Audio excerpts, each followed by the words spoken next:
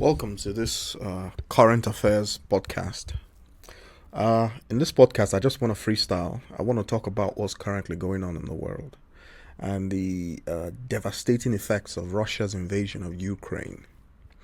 Normally, I don't give geopolitical podcasts. Normally, I don't get into the details. But I have felt compelled to actually record this because I want it out there. And the reason why I want it out there is so that it becomes clear that there's actually a point of view out there that is, categorically different from the mainstream. Now, I consider Russia's invasion of Ukraine to be an absolutely dastardly act of violence. But in saying so, it does not change the fact that such violence was already on the cards many years ago. I don't want this to be a podcast that basically comments on the current situation, because that is extremely naive. What you are witnessing in the Ukraine by Russia is an act of violence that has been ongoing for at least 600 years. Let me explain. 600 years ago, European powers, the monarchs, having spent hundreds of years infighting amongst themselves, to the point where, and I want you to understand that all the European monarchies, most of the European monarchies are related to each other, because monarchs only marry monarchs. So, they're all cousins and whatever. But yet, they wouldn't stop warring amongst themselves, fighting for who knows what. Some of these battles were so brutal, so prolonged. I mean, you have something called an 100-year war. I mean, who the hell fights for 100? What are you fighting for? This warlike tendency made every single one of them broke. And so what did they do when they became so broke? They decided to launch expeditions all across the world looking for treasure. They were basically buccaneers, pirates, and thieves, because they traveled around the world, and whatever land they descended upon became a new land for themselves. I mean, wait a second. I mean, how do you land? How do you get to a place that you haven't been before? You've only just discovered this place. You can clearly see that there are people living there, and these people actually have a way of life that is theirs, uniquely theirs, just like you would have anywhere in the world. And you decide to claim that place for yourself, and then wipe off everybody there and steal the whole thing. I mean, I don't really understand how people reason. For me, this is, a lot of people say, oh, this is what was happening in those days. If you weren't doing this, you were not human. To those people, I say, go to hell. Go to absolute hell and burn in the blazes of that hell. That is not what was happening 600 years ago. That is what was happening in Europe. That's how Europeans saw reality. Nobody came to Europe. Nobody landed on the shores of Europe and tried 600 years ago and tried to take over the entire continent by discovering it. Nobody. So that is a stupid justification. And so the scramble began. And this scramble is what has led to the modern day warfare that you're having today. So when you're looking at Russia-Ukraine, what you're looking at is the latest iteration of this same type of thinking, where a group of people develop sophisticated military strategies just to go and invade, to steal and destroy and kill other people and take whatever they have. It's an important point to realize that if human beings decide that they must now live like animals, all they have done is to invite the jungle in. And you usually hear on TV about when these entities, they talk about world order, international law, and what international law, what order? There is no such thing. Because what they mean by international law and international order is the decision they have made amongst themselves to continue to pillage, to rob, and to destroy the poor. When you say the poor, they are the non-violent people. People who don't think about going to decimate other people and steal everything they have. They are the poor because they are the ones not engaged in that kind of behavior. And the entire this nasty behavior, the entirety of this nasty behavior is brought upon their shoulders. You see them today, you call them third world places. They're third world because they don't go invade other countries to steal what they have. They don't go butcher or genocide an entire population of people just to steal what they have. The people who do that today are the so-called people that are supposed to be the first world. What makes them first world? Even the currency is manipulated because paper currency, you want to know where paper currency came from? It's because people ran out of gold and silver. And they wanted more than that gold could afford them. So they developed a trick whereby they print colored paper that has absolutely no value whatsoever. And then they come and they tell you that somehow they manipulate the entire system to tell you that their own colored paper is worth so much more than your colored paper. So that gives them the right to come and take all your resources or all the little that you have and give you their colored paper. I mean, think about it. Somebody prints a bunch of nonsensical looking paper and then comes to take your coal, your gold, your diamond, your mineral, real physical things, and take them away. What are you going to do with the toilet? It's literally toilet paper. What I'm trying to say is that 600 years ago, warfare was launched against the entire world. And it's not because they saw the entire world as enemies. No, it's because that's the nature. That's what they're used to amongst themselves, fighting amongst themselves, all the monarchs, killing themselves, butchering themselves over hundreds of years. When they ran out of money to continue to butcher themselves, I think it was the Queen of Spain or somebody, or Portugal, or one of these countries that launched the first expedition and came back with riches. I mean, nobody in any of the lands they visited gave them those riches. They went there and they killed them off and stole all those things. And so in order for one of these these countries launching these expeditions not to become the major superpower or the major dominant power on the continent, all the other monarchs had to commission their own expeditions. And as a group, they all went out into the world seeking for new lands. There is nothing like new land. I mean, human beings have been on the earth for, I don't know, thousands, hundreds of thousands of years. What kind of new land are you talking about? From Australia to New Zealand to all the indigenous peoples of this land, they've all been wiped off. When I mean wiped off, they've been butchered, killed, buried, destroyed, whatever language you want to use. The climate of Australia does not support pale-skinned Caucasians. Are you out of your mind? There are 40, 50 degrees centigrade heat and UV radiation. This is not indigenous to white people. It's not indigenous to Europeans. And you have so many places across the world. So if you feel bad about what is happening in Ukraine, and it is dastardly what is happening, but it is just the latest iteration of this game of violence that's been played for hundreds of years. The Americans write the rule book of these things. It was once the British, and before that maybe the French or whatever. But you just have various iterations of white people deciding what the rules are going to be and then going on and launching and trying to destroy the entire world and take from everybody. Where does it end? You already have weapons of mass destruction capable of killing every human. Well, not every human, because I can assure you one thing. Black people will survive. They've been here for a very long time. They will be here long after this whole madness is gone. You best believe it. Now, Albert Einstein once said that no mouse will ever go and invent the mousetrap. And yet the mouse is considered primitive.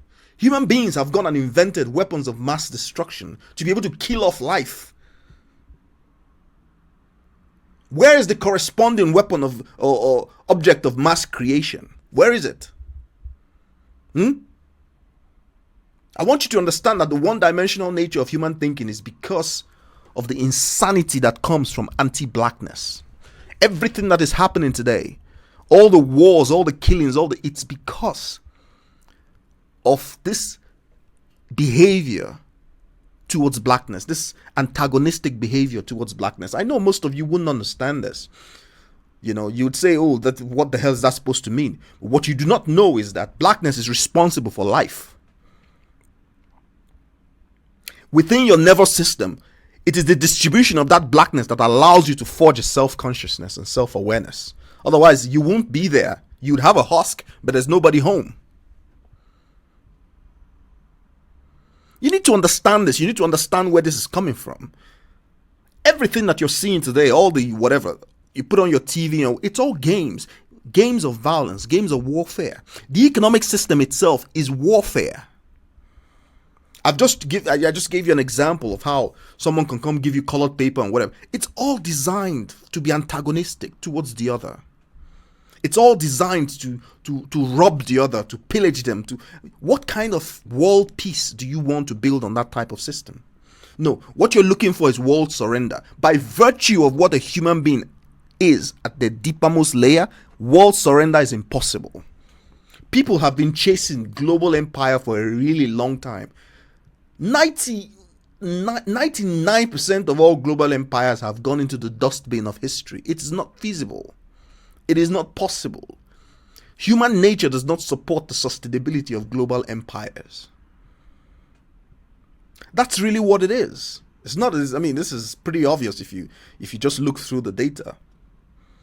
So why do people keep chasing global empire? It's because human beings, this iteration of human beings, are constantly investigating their most primitive and barbaric nature. They're constantly investing in that nature. They war game as if we were animals. Human beings are not animals. An animal is always true to its nature. It does not stop to think about what it is. It cannot really modify its behavior. The evolutionary pressure on it does not give a squirrel, right, the latitude to stop and consider the philosophical nature of life. Once it does that, it will be eaten by an eagle. Its organized complexity, which is the nature of that nervous system in its head, that brain, the complexity of it and the organization does not allow it to fathom anything beyond what it really is. So it is locked in that dynamic. For some reasons that I wouldn't go into in this podcast, human beings were able to escape that dynamic. They were able to reach a point in the organized complexity of their brains where self-awareness, which is the ability to observe yourself, observing yourself, and the ability to modify your behavior, became possible. And once this happened, right, the sustainability of that system became predicated on understanding the nature of that self-awareness, because it gives you the ability to create and to destroy. And that is why in ancient times, especially within Africa, or the land that you call Africa, because I dislike that name, because it has been so bastardized and associated with everything primitive, which is absolute nonsense. That's why I currently refer to it as the Black Land. But it has been polluted, both in consciousness form and in material form. It has been in spiritual, it has been completely polluted. That is why the sun was revered, because the sun acts as a vehicle for the sustainability of self-consciousness. That's really what it is. Okay? There's a podcast I have on that. You should go listen to that. It's almost a 2-hour podcast on how the sun allows the formation and the stability and the sustainability of self-awareness such that it doesn't go crazy and destroys itself. That pigment from the sun, the one that pigments your skin, it's not just a pigment. It shows up as a pigment in your skin, but it is also in your central nervous system. It's all over your body. It is the very organizing principle behind life itself. It shows up as blackness. And when you are at war with blackness, you are at war with self-consciousness. And self-consciousness is just not the aspect of you that is paying attention. Human self-awareness is so deep. It's an infinite spectrum. At the deepest layers of your consciousness, there is a you there. There is a you at every point. But the only part that we are able to sculpt with our ego is literally that aspect of our consciousness that is only a tiny fraction or a percentage. that seems to be the one driving the car, the one present. But there's so many others in there that are present. And all of the whole premise of the whole thing is that the entirety of the infinite spectrum of what human consciousness is supposed to act as one. And most of it is dark. So when you are at war with blackness, you are at war with darkness. It means that you basically dismiss everything that you cannot pay attention to. But that's 95% of the entire universe. And when you dismiss this, then you don't know what you're doing. The way the central nervous system or the nervous system of a human behaves under this kind of condition is that it is in absolute pain. And the pain is ignorance of itself. And so it tries to seek your attention by driving you insane.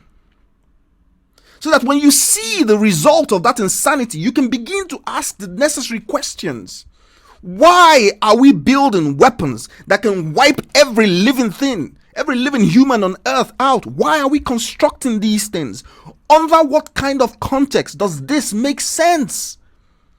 It's not doing it so you can kill yourselves. It's doing it so you can begin to ask the fundamental questions.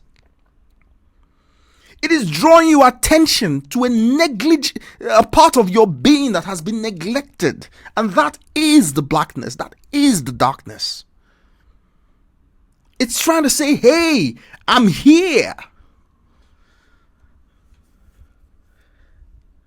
And it is that negation that has led to a global system of anti-black racism. It's not really targeted against black people. Black people just happen to be an instantiation of the anti-blackness itself. And the anti-blackness itself is anti-life. It's anti-human. It's anti-the universe. It's anti-God. And so it is unsustainable. And when any aspect of the living universe becomes unsustainable, nature wipes it out. That desire to be wiped out is what is playing out in all your heads. That's why everybody wants to die. Everyone's carrying around the idea that humanity is not good for this planet. That's your inner consciousness. That's nature orchestrating your inner consciousness so that you can wipe yourselves out. Because you're no longer fit for purpose.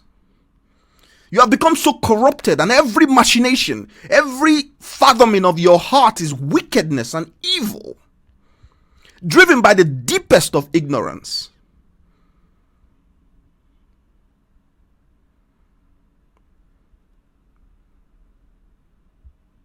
This projection of there's always a boogie guy somewhere. Black people didn't do anything wrong, as far as I can tell.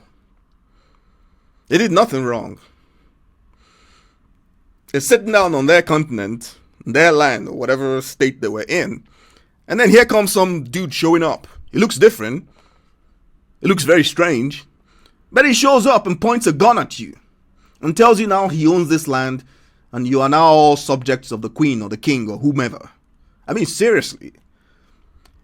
Imagine that you are a civilization or a group of people who've been living for thousands of years, as in, for instance, thousands and thousands. We're talking of people who have witnessed the precessional cycles, 3 cycles for the minimum. That's 70,000+ years. People who have seen it all. Some new dude on the block just shows up and says, hey, look, now you all bow down to me. I am your God. You laugh him off. Until he starts pointing death-creating weapons on instruments at you and killing people. And he relishes in the power this gives him. And he goes around the world replicating the whole damn thing. Killing everybody. Killing everything. And when he has subdued everyone and everything, what do you think he's going to do? He's going to turn the weapon on himself. Because the desire that motivates, the desire that is pushing this comes from something so deep that it is hidden in the darkness. And the negation against that darkness, the desire not to basically take that darkness and shove it away so deep, means that he cannot begin to ask the questions. And when that begins to happen, the functional universe as a whole, nature, what I call the primordial consciousness, what you may refer to as God, begins the necessary computations of winding down that thing and phasing it out. It doesn't need to issue a decree or make a statement. No, it's built into the system that sustains all life. Once it is no longer useful or fit for purpose, it immediately starts to wind down. And when it comes, if it's a vestigial organ, or if it's an animal or a tree or some type of, once it is no longer evolutionarily fit for purpose, it disappears. But there's a special process for self-consciousness, because self-consciousness and self-awareness is not very common. And so what happens is that the winding down process of self-awareness and self-consciousness means it translates into a very specific type of insanity that leads self-consciousness and self-awareness down a path of self-destruction. But it's only nature computing in your head. It is the primordial consciousness issuing the instructions within the molecules that make up your brain, right? Where your thoughts come from, telling itself that it needs to die. It needs to end. Do you understand? Do you really, really understand? Peace is not the absence of war. The absence of war is surrender. Peace is the presence of justice. And what justice is, like I've said in many podcasts which I have made, justice is not the presence of law courts. Some people find it extremely hard to believe that there were civilizations on this earth where they don't know anything about, there's no police, there are no jails, there are no law courts, and there's no crime. How is that even possible? Yes, it is possible when the paradigm is changed. Of course, you're going to need law courts, police, jails, and you're going to have crime. When the culture, the paradigm, the prevailing paradigm tells you that it is okay to go take what doesn't belong to you. It's programmed at a deep psychological level. So you're going to need weapons, because there are always going to be people who are going to come to try to take what's not theirs. So you need to defend yourself. But what you're defending yourself is against an ideology that is corruption itself. What you are witnessing is a theater of the absurd. And the absurdity has reached a stage where it is, it's already past the stage where it is very, very infectious, because this kind of thinking has permeated the entire world. There seems to be no respite from it. There are wolves prowling everywhere. Everyone has developed a culture of thieving, stealing, killing, deception. Some people do not believe that an alternative is possible. Well, within the prevailing paradigm, there is no way out. The only way this ends appears to be the only way that it's going right now. You're all gonna kill yourselves. You can't stop. You can't get out. You put yourself in a closed system. And that's why the ancient people of this planet, who gave you all your religions, who gave you all your spiritual thinking, who gave you all your advanced insight, and then you turned around and shut them out. They told you in explicit terms, a man cannot own the wind, own the land, or own the water. Because you try to do this, you set up what? Conflict. And the conflict does not end until you're all dead. These are not the wordings of primitive people. They are wordings of people who have had the experience. That tells you exactly how old they are. And so when you want to build a new world order, because everyone's crazy about a new world order today, they think a new world order started today. Crazy people. The Europeans started a new world order 600 years ago. Okay? We're still in that world order. And it has been a disastrous world order because of the number of people they have had to kill, directly and indirectly. What for? Most people do not understand or appreciate what human life really is. You don't, because the value system upon which we operate tells you that anything that is common has no value. But let's look at it really. What time scales are we using to define human life as common? We've been broadcasting radio signals now for 100 years. That 100 years translates into a 100 light year bubble. A radius of 100 light years, which is essentially a diameter of 200 light years across. There ain't no human beings there, because you don't have a signal back. There ain't no human beings, at least within 200 light years surrounding the earth. That means that human beings are rarer than gold. All the gold, gold is, there's a lot of gold in the universe. The universe doesn't care about gold. Doesn't care about diamonds anyway. There's no material that the universe really cares about, because it's all abundance beyond what your mind can even comprehend. So if your value or the way you see reality means that you value gold to human beings, then your entire perception is askew. You're waiting for an external agency to come and teach you what self-consciousness is all about. You kill yourselves first. And good riddance if I have to give my input. Because you have had hundreds of years to realize that you're on a single trajectory. Hundreds of years. Your souls are crying out. Your souls have been crying out for centuries because of the pain this causes to the soul. You can tell yourself one thing, but your souls are crying. I see it every day. I feel it every day. Those cries almost drive me crazy.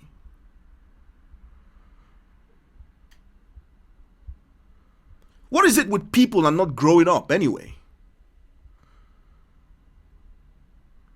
Constantly beaming radio waves all across the universe, talking about searching for some life form or whatever.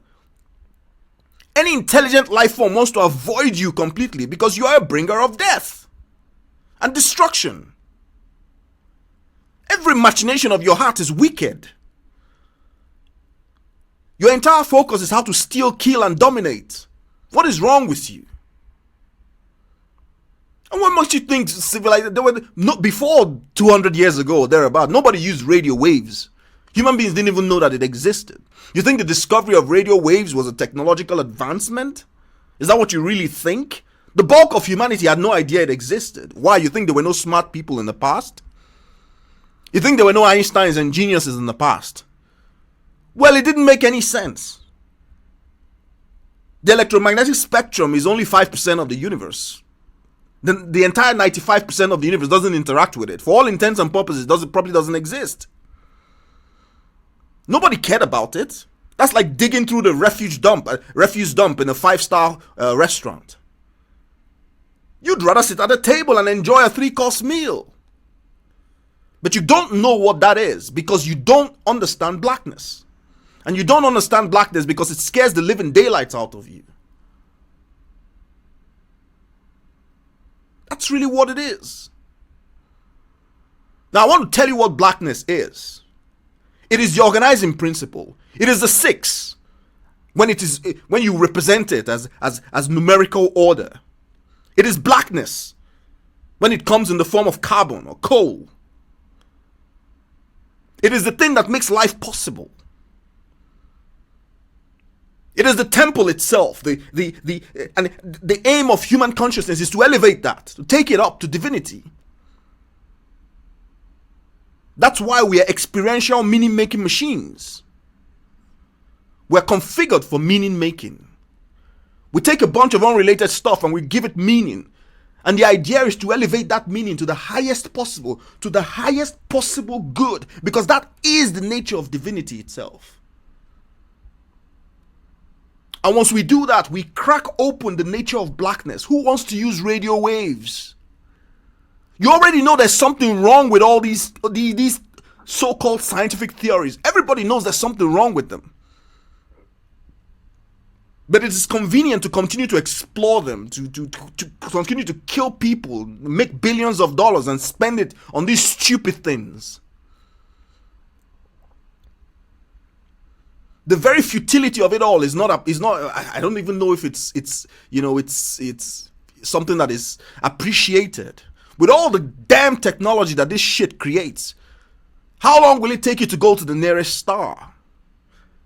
There are 100 billion stars in this galaxy. How long will it take you to go to the next galaxy?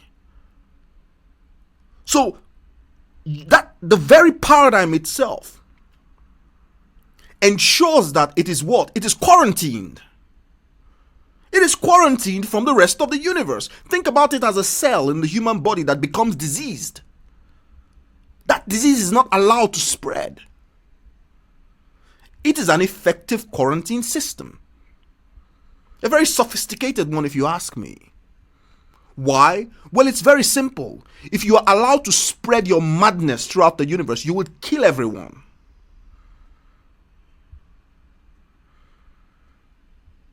Because there are beings who are so elevated, the idea of violence and pain is so far from them, they would have no defense against you. So you can sit down and put your leg on the table and say you are the master of it all. You are master of nothing. The universe is winding you down. There's nothing you can do about it. The processes are operating independent of you.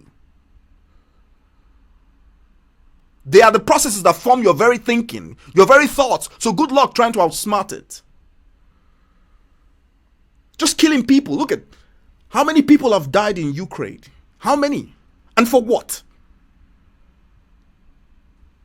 So that people who have a tremendous amount of wealth can have more tremendous amount of wealth. What's it all for? The entire 54 countries of Africa totally decimated. People wake up in the morning. Their lives are hellish on earth. To escape the asylum, you have to be a thief or a criminal or something worse.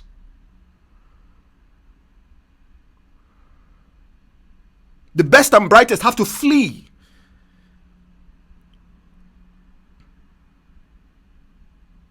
And everyone pretends they don't know what's going on. They don't know what they're doing. Oh, this jug of milk just costs $1.50 or £2.50. It's really great. We have a great lifestyle here. Yeah? How the fuck is that shit funded?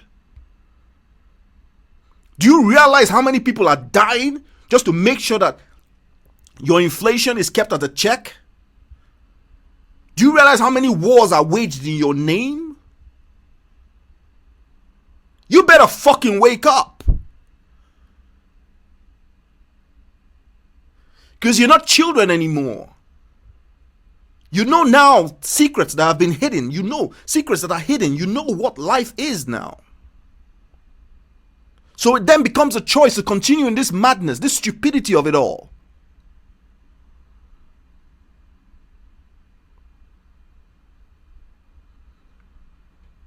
You're building weapons that can kill everyone. I mean, what the hell is wrong with you? Until your essential dilemma is addressed, this world will know no peace. And then you will continue to wind down till in one crazy instant, you kill all yourselves. We will still be here. Don't get it twisted.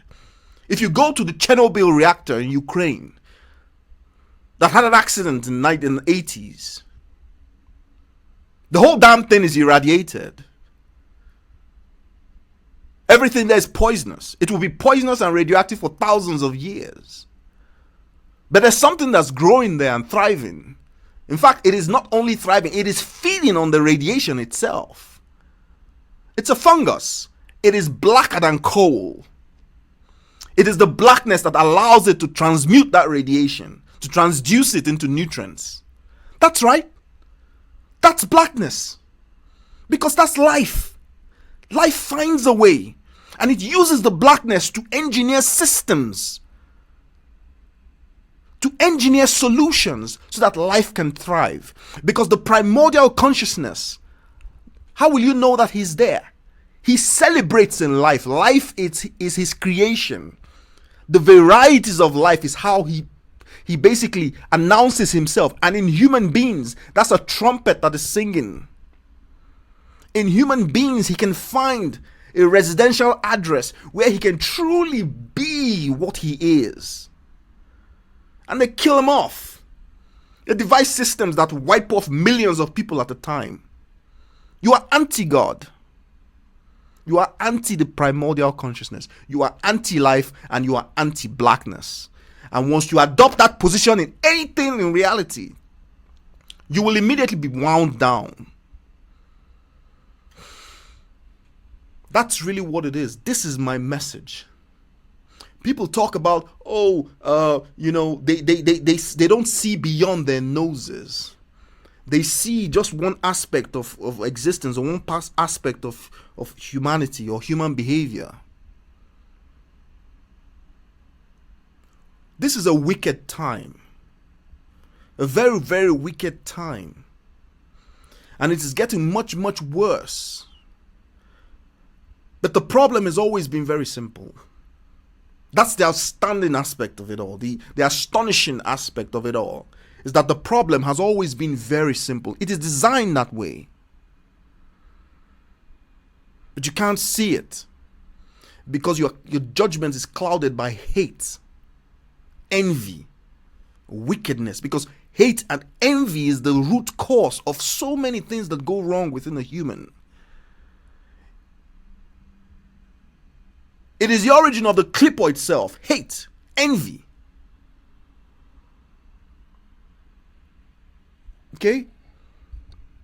That's why in the narrative it is written as the first sin that was committed on earth. Cain and Abel. Those narratives are not historical facts. They're teaching you about the karmic structure of human consciousness. Cause and effect. Where do you think all this came from? Where do you think it came from? I'll give you an example. It's like y'all go crazy and kill everything and destroy all human civilization, right? And then a group of people survive because obviously, and they carry on. Then they find a book on quantum field theory. They don't know what it is. And quantum field theory becomes a new religion. And nobody understands really what it is. Thousands of years, nobody knows. Different people, they turn it into a religion and start waging wars and killing themselves and all sorts of stupid things. But the truth of quantum field theory hasn't changed. Whatever the hell it's supposed to mean hasn't changed. The aspects of the universe that it is describing haven't changed.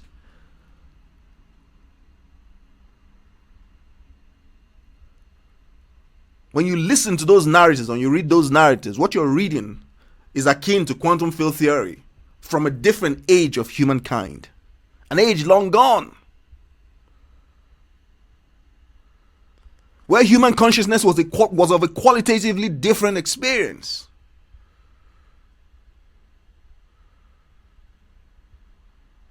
Most people don't realize. They think the reality they observe today is the reality that will always be because that is the reality it has always been. Nonsense. The qualitative changes that take place in human consciousness are as different as anything you can imagine.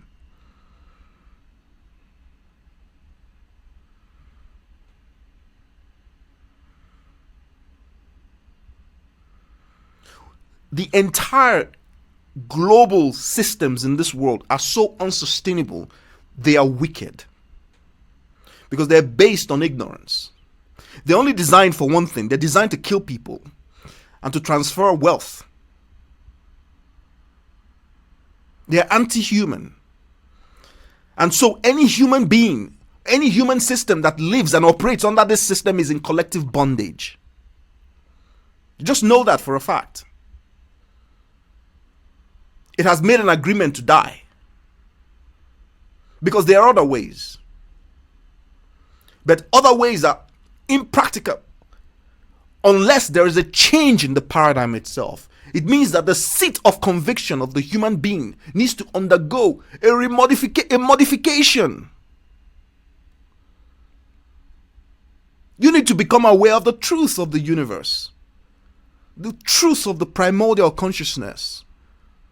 Human beings think they're God. They're not God. How can you be a God when you die? You turn into dust and everything that you are is gone.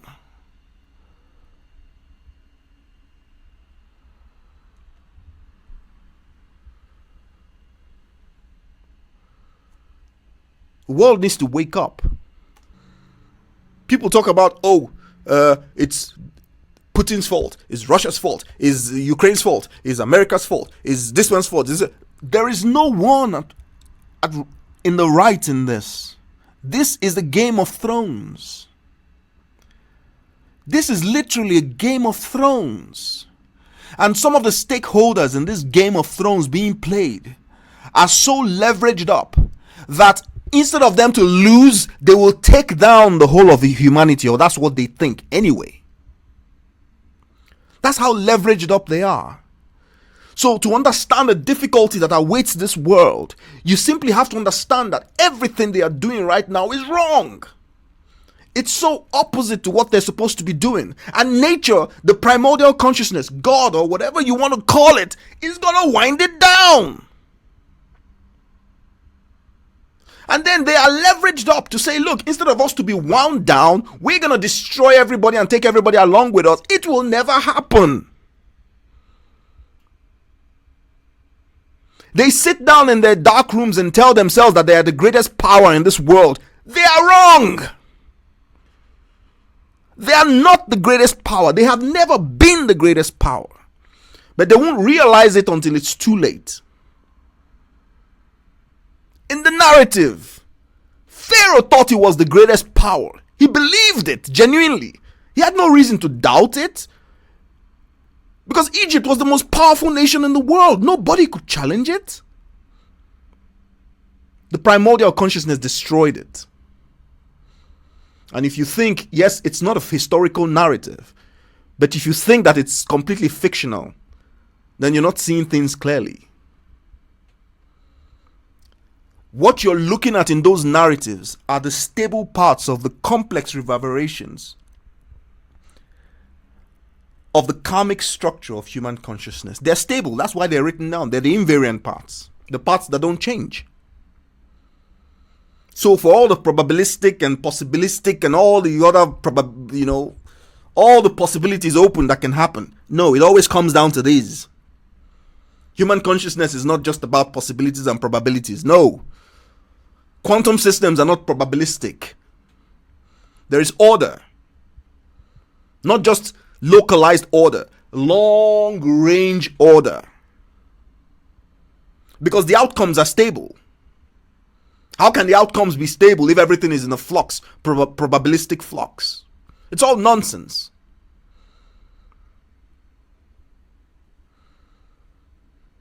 Okay? It's all rubbish.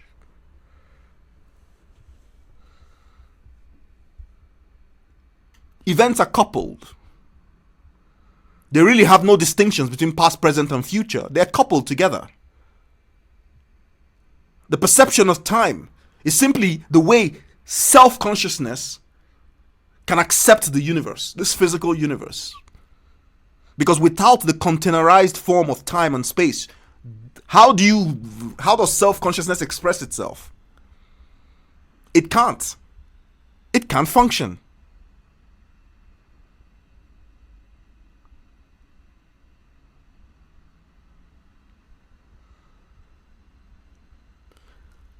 These things are not unknown. You have a lot of clever and smart people in the world. Some of them have actually stood up and said, look, this is crazy. But it so happens that the world is driven by the worst of the worst type of people. Because of that economic system that was created and launched. It is not an economic system. There is no economics. I once said this and I'm going to say it again. The world does not run on any type of economic system. The world runs on anti-black racism. This is the overriding policy criteria. Okay? Capitalism is used to basically disguise this anti-black racism.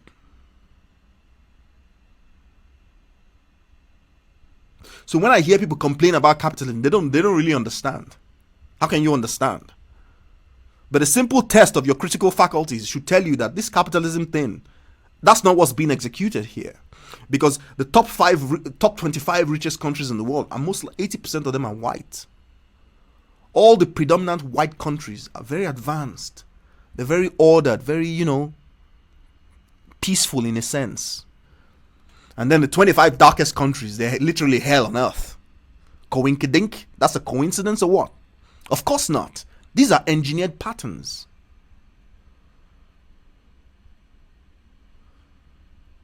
Capitalism doesn't do that. In fact, what capitalism says is this. When you have areas of poverty, in terms of wages are depressed, labor is cheap, it pays a capitalist to move their factories to places where labor is cheap. You don't have global factories moving to Africa. No, because manufacturing empowers a population. It makes them wealthy over time. And if black people, black Africans start becoming wealthy, then how the hell are you going to oppress them anymore? And so the entire world is complicit in squeezing that continent. I hear a lot of people talk about, oh, please stop with the victim mentality. We can do something for ourselves. Oh, yes, I don't doubt that we can. And there ain't no victim mentality when there are actual victims. Whenever I hear that, I just recognize that this person is an absolute imbecile. Because you do not have the cognition to be able to understand what is going on. Black people are restricted to sub-Saharan. What the hell is sub-Saharan Africa? What the hell is that supposed to mean? Sub what? Subhuman, that is it. And the reason for this narrative is so that those areas of the world can be loaded with all the bullshit from the rest of the world, and nobody would think that it is not, that it is unusual. Because after all, it's sub-Saharan. It's sub this. It's a cognitive play. And it is absolutely evil. Because I have told you, blackness is the organizing principle for the entire universe. It is not me who says so. That is the nature of the primordial consciousness.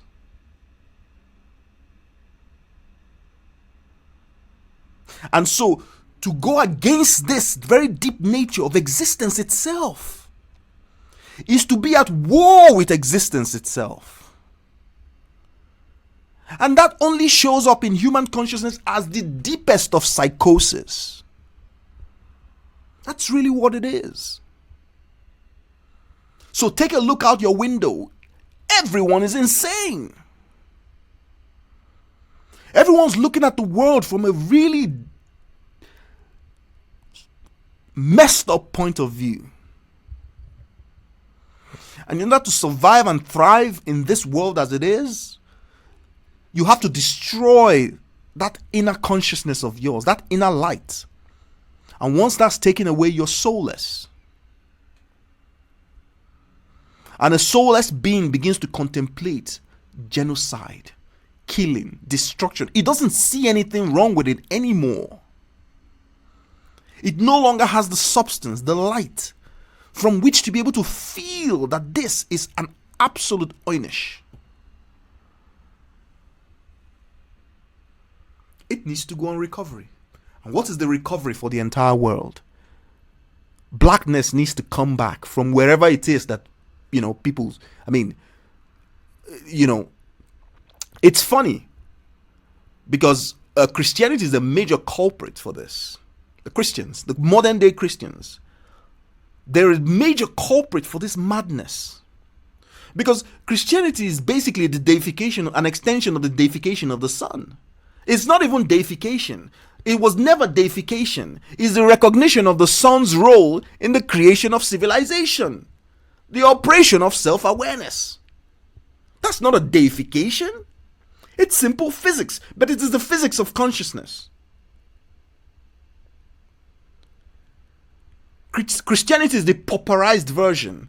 The version of it that is devoid of meaning, because no one understands it anyway. The only thing everyone repeats is dogma. Do people really understand what they're saying? What they're doing?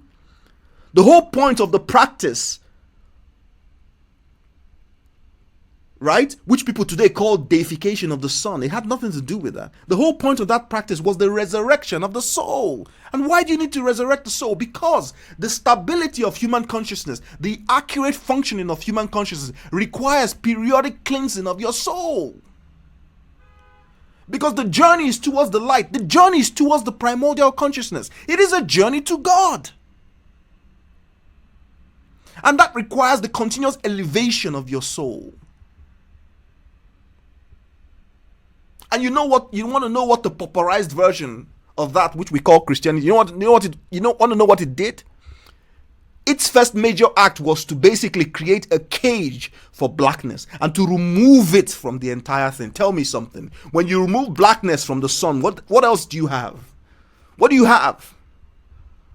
You have a fallacy. And people might say, oh, well, it's just a fallacy, it's just deception. No. These are instruments of the mind. So when you believe such a thing, it's like if you ingest a parasite today, a physical parasite in your body, it begins to disrupt the systems which keep you alive, which keep you functioning optimally. Your body responds to that because an alien thing has gone into your system and is causing chaos. The same thing when these weaponized forms of consciousness get into your mind, they begin to wreak havoc. You are forced to believe all sorts of things. That's why in Africa today, in the black land, most people they've been disarmed. They're disarmed by Christianity and Islam. They're disarmed. They cannot mount an effective response psychologically against the centuries of brutalization. They can't. They can't think beyond that. And as the problem deepens within their collective consciousness, they run more towards the agents of disinformation, which they call their priests and their imams and their pastors. They don't realize what's happening because they have been disarmed psychologically.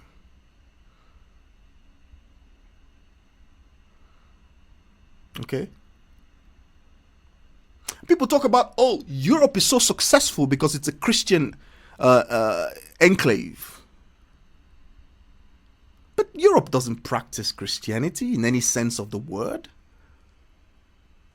Because one of the most basic facts, even in the pauperized version that you call Christianity, love your neighbor as yourself. There is no love in Europe. These are people who went around the world killing everybody and stealing everything. Where is the love? Or does love have another definition? Well, it's very simple. Do unto others like you would want done unto you. Europe is not a Christian nation, whatever Christianity is supposed to mean.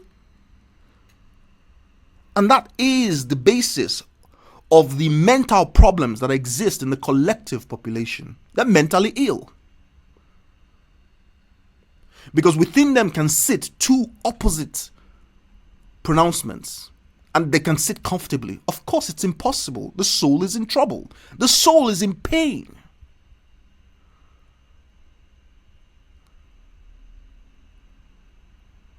That's really what it is.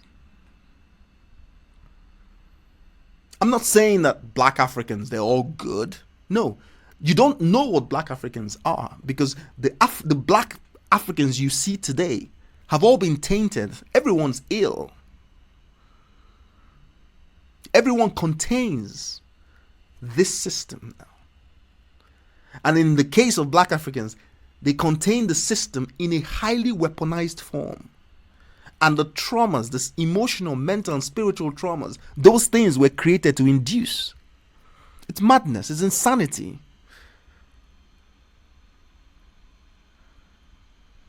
All for what?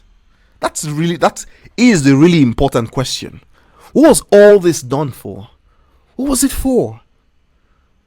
Now, I want to point you to the inherent, the deepest the need, it's a compulsive need for power. And the only reason why people need power like that compulsively and obsessively is because of an impairment in the sexual function, the sense of self-worth when it comes to the sexuality. And that is why blackness is feared. Because blackness is associated with the potency of life. You know how the potency of life is spread? It is sexual.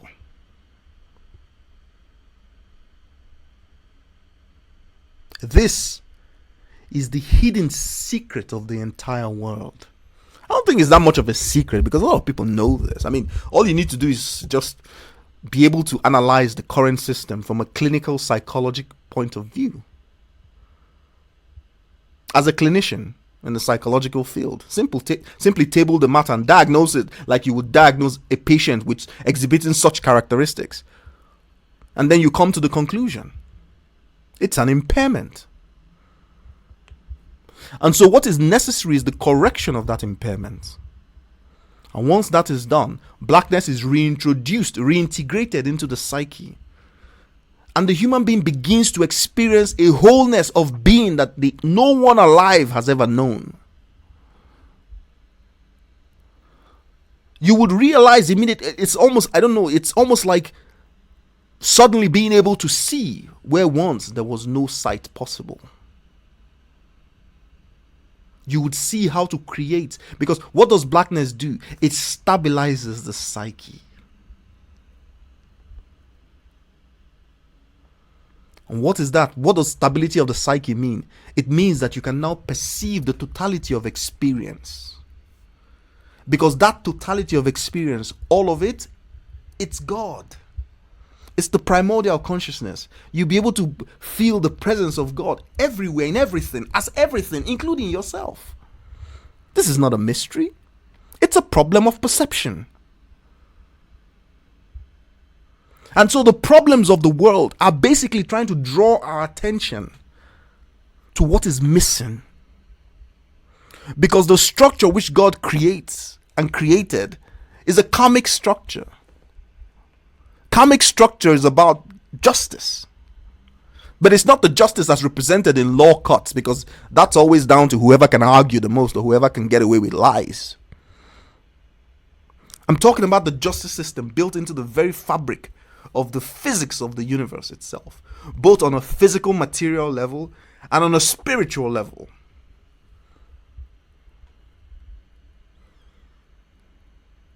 This is not a joke.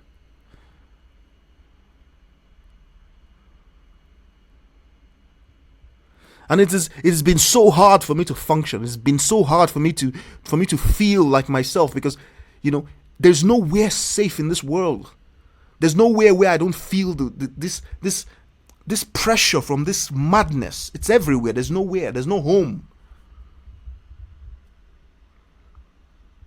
I'm unsettled everywhere because I cannot understand the behavior of anything or anyone around me. Everyone looks like I don't understand what they're doing. I don't understand why they're making the decisions that they make. There is no rationality in anything. But the basis of self-consciousness is relational rational order. That's what the definition of human consciousness is: the ability to sustain relational order, to connect different points in time in a logically coherent way, allows us to form stable memories,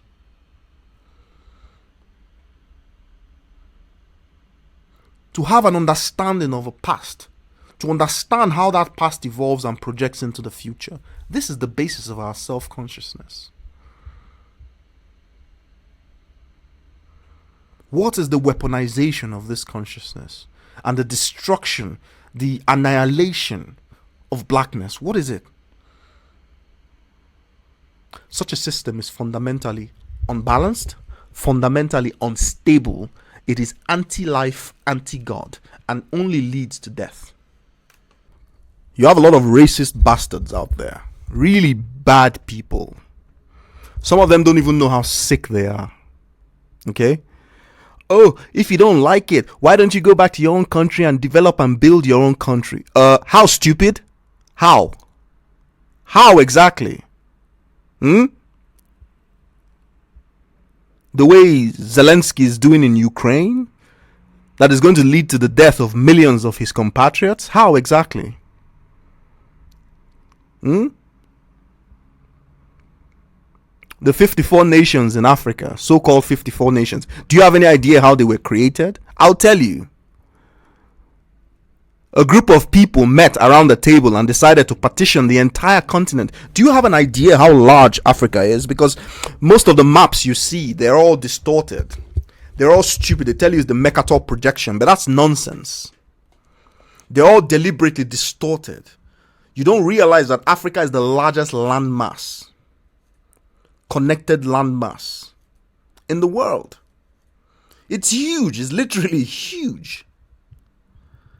But it is not well represented on maps. So you have tiny little places like New Zealand, almost the size of half of Africa, and it doesn't stand out. But if you look at a true map that is drawn to scale, exact sizes, Africa stands out. It is the literal relative center of the world, of the entire Earth's landmass. It is the most stable continent. Zero natural disasters. It's unbelievable. You don't have all the elements are stable. Of course, they've all started to drift because of the madness that's been going on for hundreds of years. A madness that Africans did not cause. They didn't even participate in the success that was generated by all those crazy activities. But somehow they're being told to bear the brunt of it all. You want to know how the 54 countries were created? No African was at that meeting.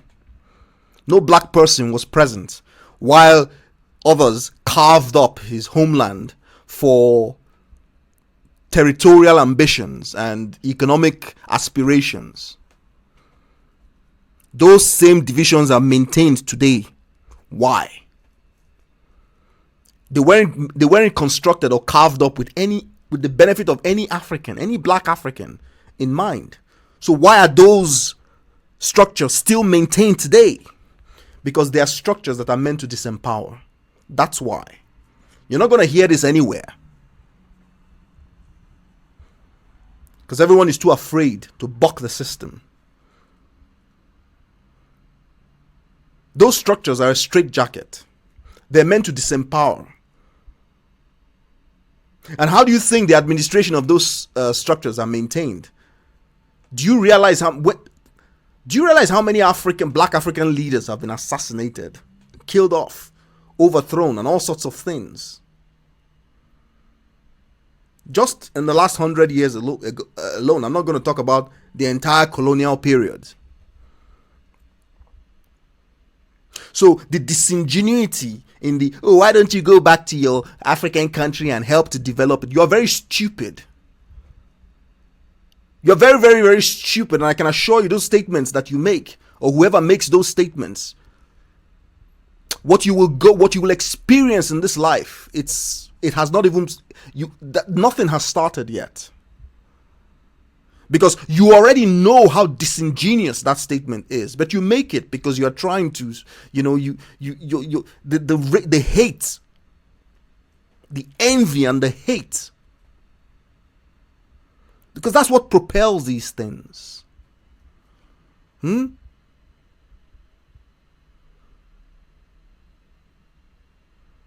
All the leaders of those countries,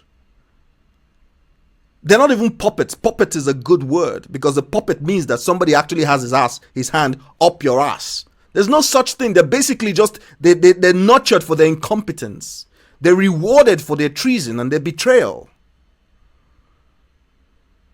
Their job is to oversee or to continue to maintain the same structures that were imposed on them by people who have absolutely no relationship to the welfare of this place. They actually kill their own people just to maintain these structures. Where is that on the news? Do you ever hear of that on the news? On the 20th of October, 2020, The Nigerian government authorized the massacre of its own citizens, unarmed youths. Massacred them and hid the bodies. Where's the international condemnation? Rubbish.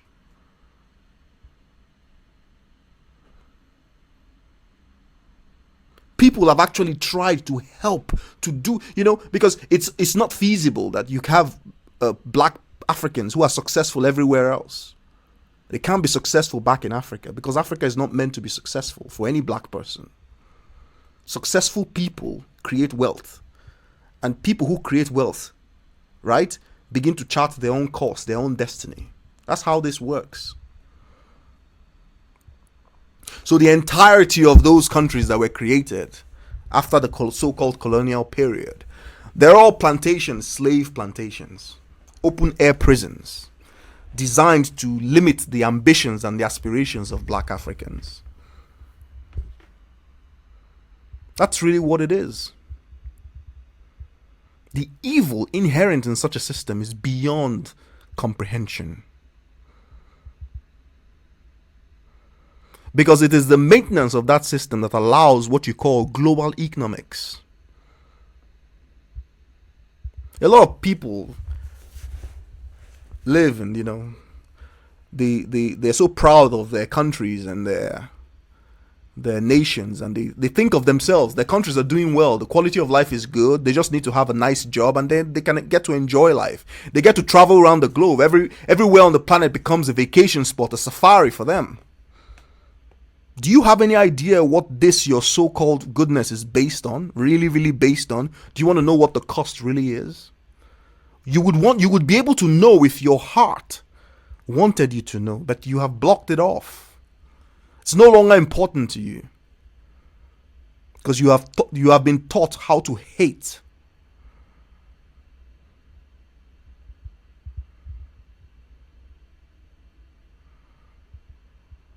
What do you think? How do you think this whole thing ends? Does it ever occur to you? I'm a kind of person, I don't live in one time per se. I live in all times. I don't want to go into that, but that's how I experience reality as a connected whole. And this is very difficult because the world doesn't function like that to start with. And if you're not careful, it has a lot of mental issues associated with it because you can't understand anything anyone is doing.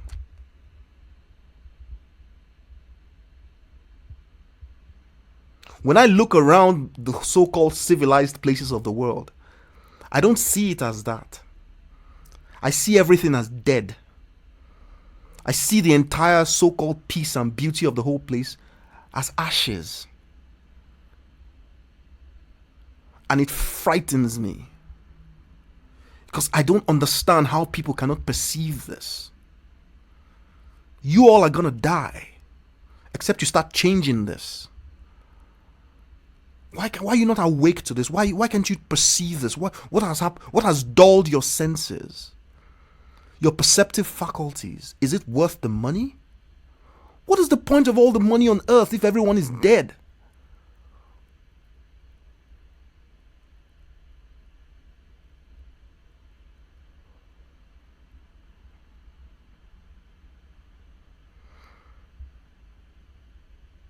What is the goal here?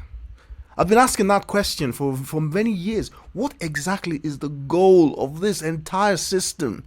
And then it occurs to me that there's really no goal. The goal is the maintenance, the acquisition and maintenance of power at all costs. That's not a goal.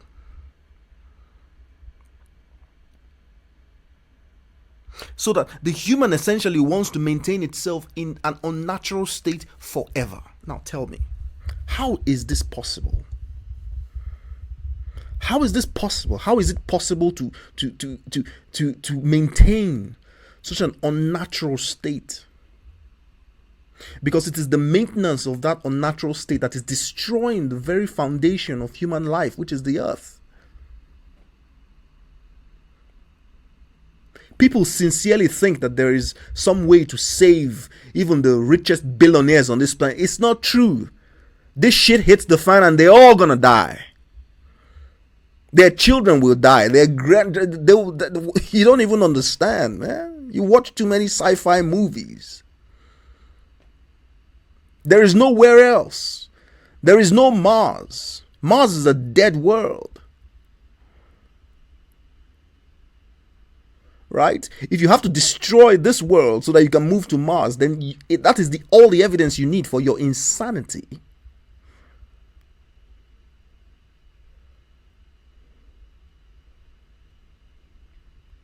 You see, because really this is a test of the nature of consciousness and the war that is going on, the war against the primordial consciousness, the war against God, is really a test of the nature of that consciousness itself. How can you be at war with the very thing that motivates and animates your consciousness in the first place? It's a tautology. You're not at war with God. It's impossible. You are at war with yourself. And usually the mirror test is how we ascertain if some animals are conscious of self or not. But that's exactly what humans are doing. Some humans anyway. They're staring in the mirror, seeing themselves, and then waging war against that reflection.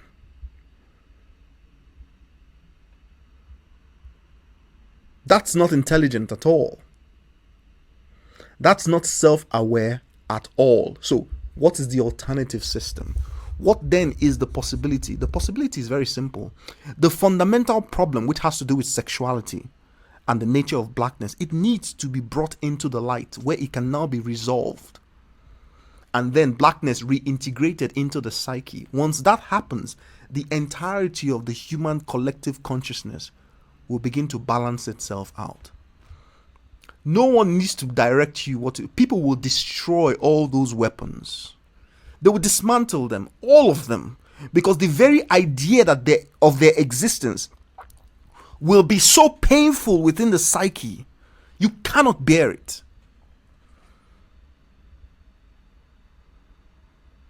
That's what I'm trying to tell you. You cannot bear it. Because then you'll be able to feel the pain generated by your soul. Because you can feel your soul now. The barrier is removed. And once the soul begins, once you begin to pay attention to the pain of your soul and to correct that, then the pain starts to disappear. Then there is no need for the soul to continue promoting insanity, madness. And what this does to life on earth, it transforms it into Eden. Because this is a paradise. You see, we don't know most of what sustains life on earth and what life is on earth. Most of it is unknown. But then you'll be able to see it very clearly. The entire thing, you will see exactly how this earth connects to that sun and how that sun connects to all the stars, including the central dark star of the Milky Way, the supermassive black hole. It actually has a character. It's literally the one playing on all the galaxies are connected, all of them, in global universal structures. They all have parts connecting them, with all of them linked together. Then that is now linked to your sun. And that is now linked to you as a person. So you no longer feel alone. You no longer feel isolated. You no longer have those big questions that are driving you insane. You now know what this universe is. You know what self-consciousness is. You know what self-awareness is. And you know what the primordial consciousness is. You know why it is. You know everything. There is no more war within yourself. Once that begins to happen, then all the beings in the universe become known to humanity. You will see that they've always been here. They've always been around. They're not anywhere. It's that they hide from you. They cloak themselves from you because you're insane. If you meet them, you kill them off. You will slaughter them in their droves. They have really have no defense against, because for them to defend themselves against you, they have to be crazy like you. And some people think that, some aliens are so advanced, they possess the greatest sophisticated weapons, they can destroy entire worlds and everything. Nobody thinks like that. If you think like that, you won't be able to live your star system. You'll be stuck there. And nobody will ever allow their own idea or knowledge to come into your possession, lest you weaponize it against them all. You don't understand. The way that you are is a effective quarantine strategy. It isolates you to your star system so that you stay there and go mad if you want. But when the paradigm has shifted and your colors have changed, your vibrations and all that have changed, then you find out that there is no distance between anything and anything. They've always been here. Everything has always been here. Where do you want to go? What do you want to do? You love gold? Okay. There are worlds made up. There's so much gold, so much diamonds. There's whatever it is that your imagination fancies. There's a world somewhere that can cater to that rubbish for you, if that is what you want.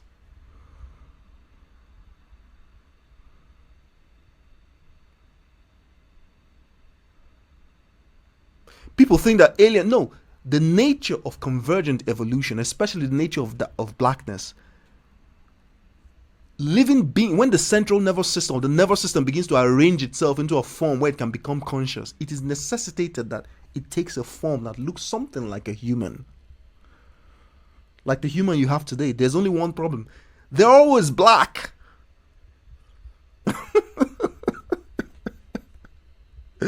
They're always black. Very black, like coal. Darker than coal even. Because what do you expect? That's life. That's intelligence. That is the highest aspirations of consciousness. That's the divine nature of consciousness. It's always black.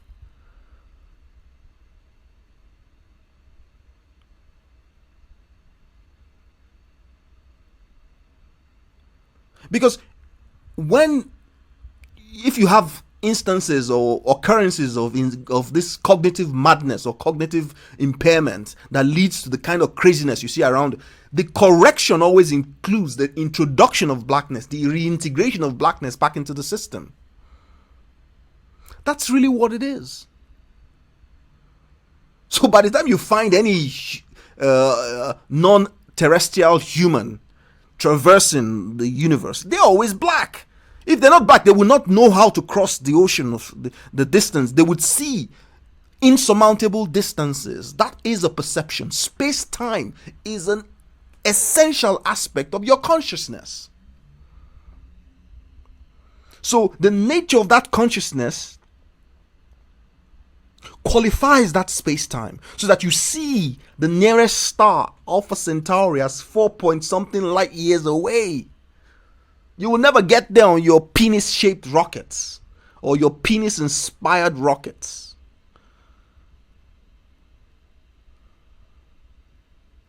I mean, seriously, what is this? You shooting something out of one end and it's pushing you forward? And what are you trying to achieve? What do you think this is? You're basically projecting fire out of one place and lots of gases and shaking and tremor and all the nonsensical things attached with that process, and then it's pushing you forward and you hope to take it to another star. You will not get there, because that star system is nowhere. It's not light years away. It never has been. What is light years away? Light years away is your perception. That is the nature of the fundamental quarantine that is created to effectively shield the rest of the universe from your madness. Of course, you don't know that it's there. You don't perceive it like that. That is my point itself. That is the point. That's why I use the term effective. Because it is so complete and total. There's no outside of it per se. It's complete. But what you do realize is that once the paradigm, the paradigm itself is transformed, then the effectiveness just disappears. It's almost like it was never there. You suddenly realize, ooh, wow, this is possible. Why didn't we think of this before? But you couldn't. Where do you think your thoughts come from? What do you think a thought really is? You think a thought is outside of the physical processes and the physical laws of the universe? And all the laws, both spiritual and everything of the universe? Of course not. You're a highly functioning, you are the most sophisticated thing known currently in the universe. There's no technology that is beyond what a human being really is. You see?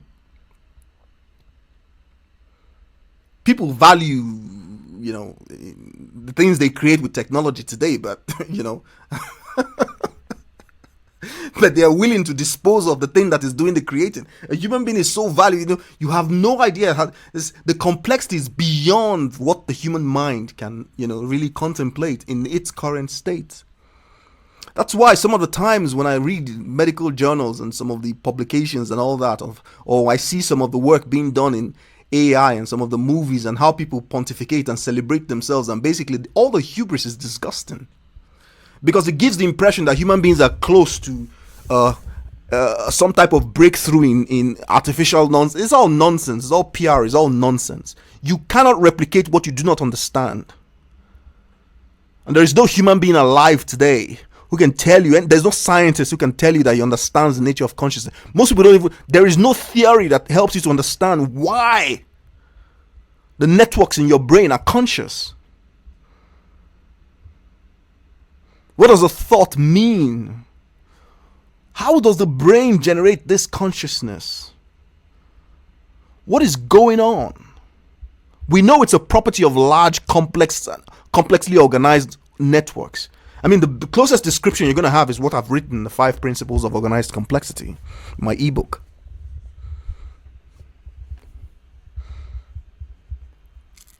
But that's it. So you want to build a robot, some kind of robot, and equip it with some kind of sophisticated quantum technology or quantum computing technology that can bring it into self-awareness. You're wasting your time. You don't know first of all, you need to figure out why you are self-aware. And then you begin to understand the rudimentary forms of self-awareness. What is the process of coming into awareness? What does it mean? Do you realize that all the problems of the world today come from a misunderstanding of self-consciousness? Do you realize that every single ill effect in the world today comes from an absolute miscategorization of what self-consciousness is supposed to be? And so that miscategorization is what we term madness. I've been talking about this madness for an hour and a half right now. I'm talking about the same thing. It's madness. And within the context of that madness, inside that madness, it looks very rational. It looks very rational to have mutually assured destruction. You have your weapons, I have my weapons. The day we decide to attack each other, we all die. But because you are inside the context, what you cannot see, because you can only perceive it from outside the context, that both of you are collectively insane. I mean, you both know that both of you cannot win and everything will be dead and everything. So you understand this fact. But within the context you're operating from, that seems to make sense. And so you can now project this as the criteria for peace. Look, if you don't know that you are insane, I am now telling you that you are absolutely insane. All of you. Because you don't know what peace is. How can you? What do you think became that context? What do you think it is that ballooned, inflated itself up to that context? It comes from the tiniest thing, which is that desire, that envy, that hate to just go and take, go and steal, go and kill. That little thing is what ballooned up. Some people think that the fact that such moves have made them very successful and wealthy means that it must be right. You are absolutely wrong. The wealth itself, that's the breadcrumbs leading you to demise. That's nature winding you down. Because what you have done, you have chosen death. And so what that does is it begins to guide you within the context. And because it is a closed system, contextually that is, you do not realize the nature of what you're doing till it's too late. Because people say, oh look, if it's such a bad thing, how come it's been so successful? Yeah, but what is it that you are calling success? What? Success does not live under the threat of immediate annihilation. Success does not create itself and its negation. It doesn't do that. See? So that is not success. That is not peace. It looks like that, but it is not. And the only way to understand this is to come out of the system, come out of the context. And that coming out of the context cannot happen until blackness itself is reintegrated into the psyche. See what I'm talking about? It needs to be reintegrated at the fundamental root of the psyche. How is this reintegration going to be done? The issue, the impairment is with sexuality. That needs to be brought into the light. Meaning it needs to be acknowledged. The shame of that needs to be acknowledged so that it can be cured. Because when something is in the light, it no longer has the power to destroy the psyche like that, or to condition it. And so most white people on this planet feel like, because of all this evil that they have done, that the moment they take their feet off the gas, all their sins are going to catch up with them. Well, there is some sense in that, but it is not because they're people just wanting to get back with you. No, that's not how the system works. It's because the structure of human consciousness itself is a karmic structure. It is a karmic structure. And this is the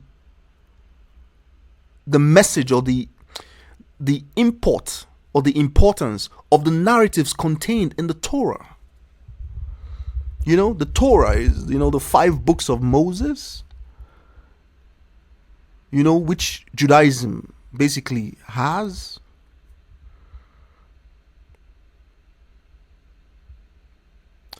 There are a lot of narratives, stories.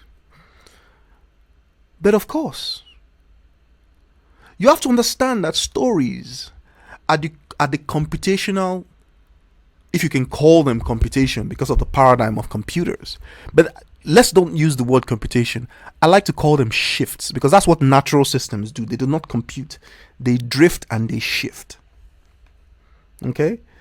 They are the natural drifts and shifts of human psychology. That's what those narratives are. And they're stable, meaning the systems, because the narratives are just stories. Now, but from the stories, once the story is understood, there is an implicit structure that is contained within that story. That is what your mind, as your psychology, that is what it latches onto. It's not the general details of the story are, so. It's the karmic structure. It's an actual physical dynamical system. It's an actual system of cause and effect. Your mind latches onto it, and it is what your mind latches onto. Once there is a fit, that is what becomes reality. That's why learning Torah, basically, because you have to understand the very name itself tells you what it is. Torah. It's a journey to the self, or journey to God, to the divine self. That's really what it is. And this is not from anything recent or anything. This is something coming from an age of human beings long gone.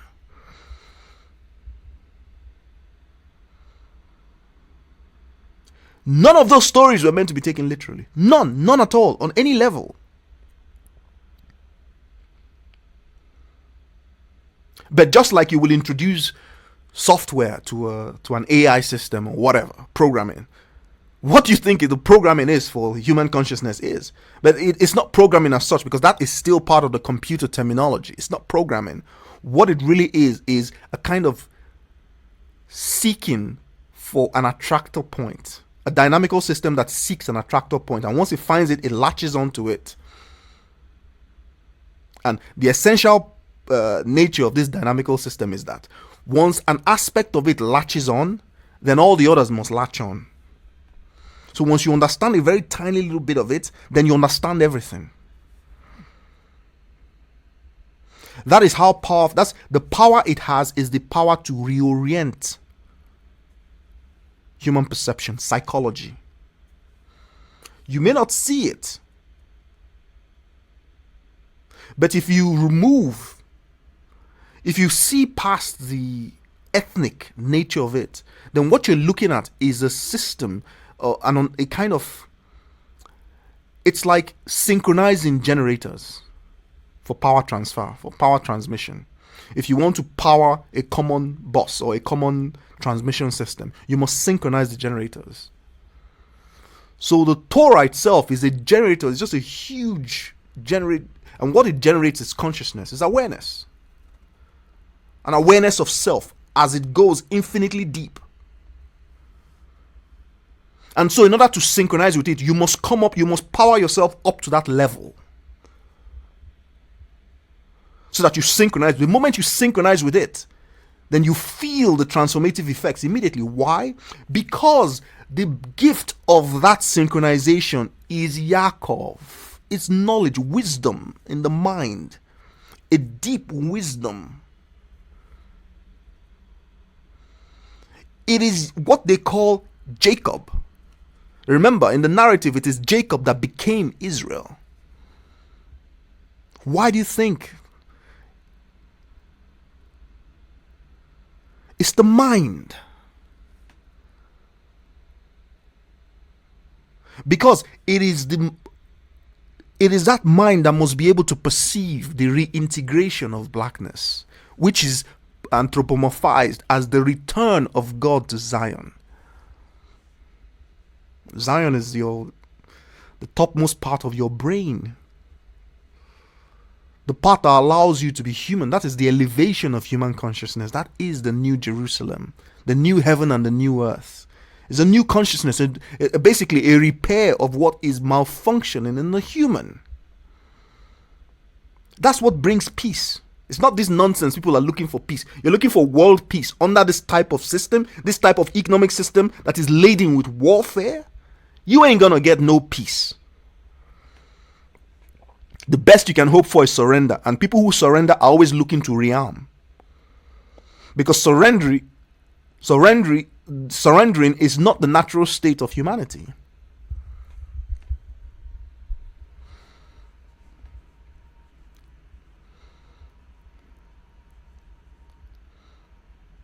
It's all about human consciousness.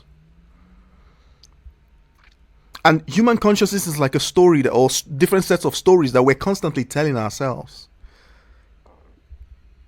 We maintain those stories in our head all the time. That's why the Torah looks like stories.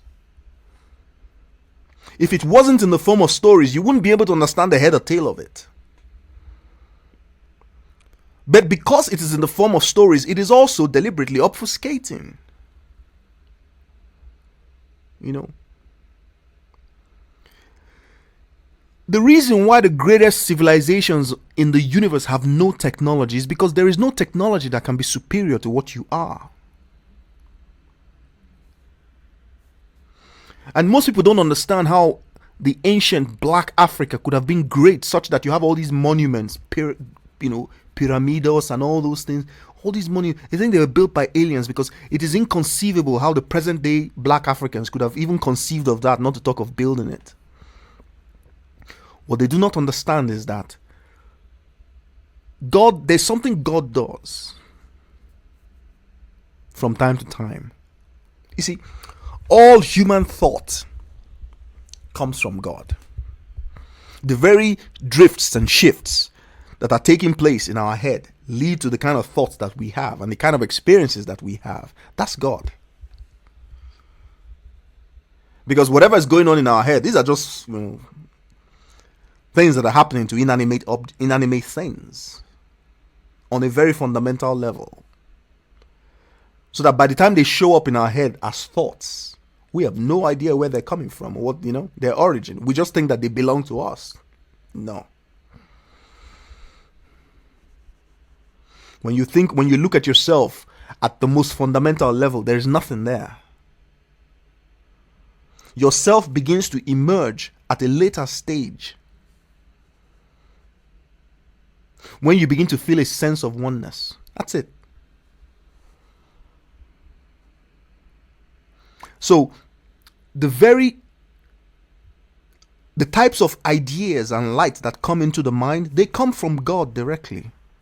Just like they come from Him, He can shut them down, such that you can be looking at the same thing and you will never be able to see what you once saw inside. You can't.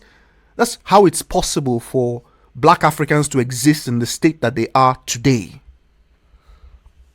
They don't even know who they are. They don't know anything. They don't know themselves. They don't know about the world. They're literally at the mercy of everything.